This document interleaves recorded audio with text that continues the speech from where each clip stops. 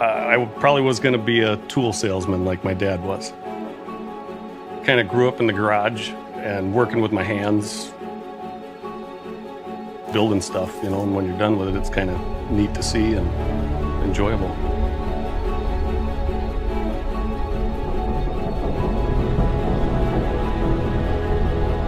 We build a lot of tanks, high pressure vessels for gas, oil industries, food industries, plastics industries. There's all kinds of companies out there that need vessels for certain aspects of whatever they're making. Some of them are pretty immense.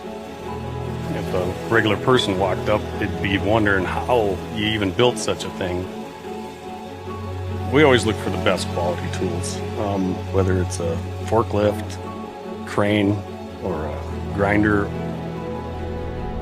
We have to have the *1 stuff out there that we can find, stuff that lasts longer, stuff that's just plain old tough.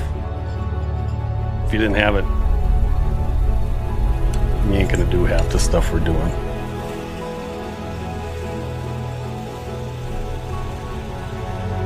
We could have up to 15 different people working on a job and have parts spread all over, so you got to work smart to be faster. Anytime anything slows you down, it's not good. Guys' tools are there and ready to go, the better off we'll be, the better off the customer will be. Everything goes along faster.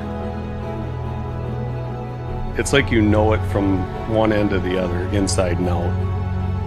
My projects, if I'm going to put my name on it, whether it was me, myself, or me and 10 guys, I want it done right.